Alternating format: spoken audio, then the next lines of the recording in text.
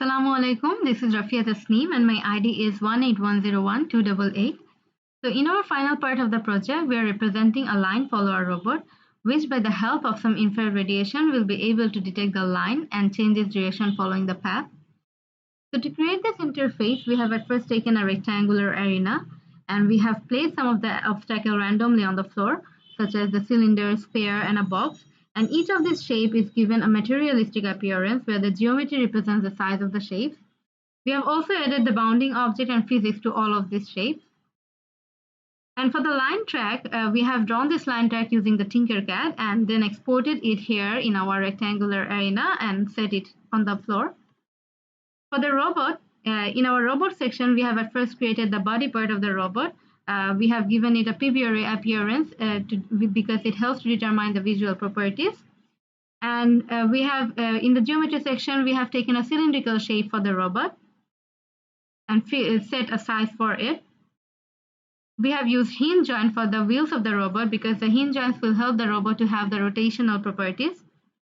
We have integrated the distance sensor, two distance sensors for the robot, and in this case, the type of the distance sensors are infrared because by the help of this infrared radiation, our robot will be able to detect the line and move along it. We have also integrated GPS on the robot because the GPS will help the robot to keep track of its position. And we have also added a camera to the robot because the camera will help the robot to see the line and also to recognize any obstacle in front of it so that it can avoid it. Thus, by the help of this GPS and camera and the infrared radiation from the distance sensor, our robot will be able to move along the line and change its direction following the path and also avoid any obstacle if it faces any. Assalamu alaikum, I'm Tasmia Shakerin, ID1810163, and I'm going to explain the controller coding portion of our project.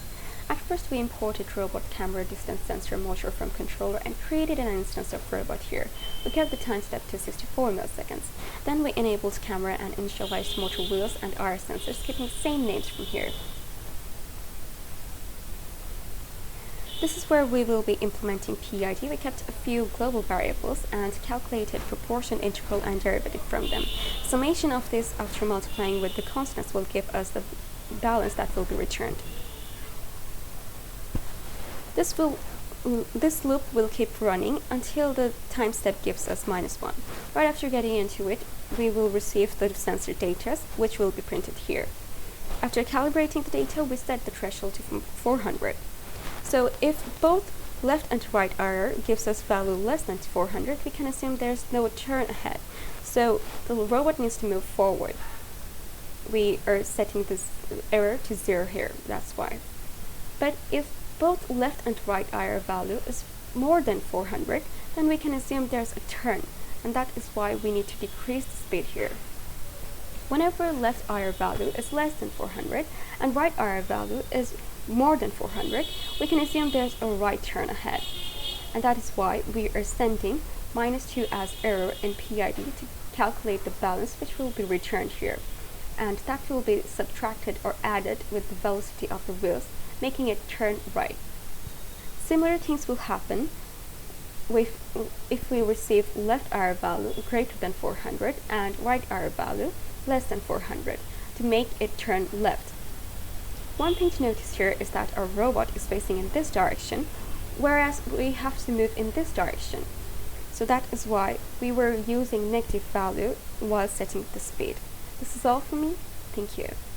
Assalamu alaikum. My name is Barha Meherun Pritha and my ID is 181012232. So when we run the simulation, our robot starts working and we can see that the robot is moving forward right now. So our left IR sensor values and right IR sensor values are also being printed, and the instruction whether the robot should move forward or slow down or make a left or right turn is also being printed. Now our robot will make a right turn, so let's see if it prints turn right. So we can see that turn right instruction was being printed. Now our robot will make a left turn, so let's see if it prints turn left. So we can see turn left was being printed. sometimes we will also see some warning or errors. That is because we have implemented PID using Python code. So in this warning, it said that the requested velocity had exceeded the maximum velocity. We can also see that the robot's camera recognizes obstacles in front of it. So this is our line follower robot, and we have also implemented PID, and we can see that it follows the black line on the surface of the floor.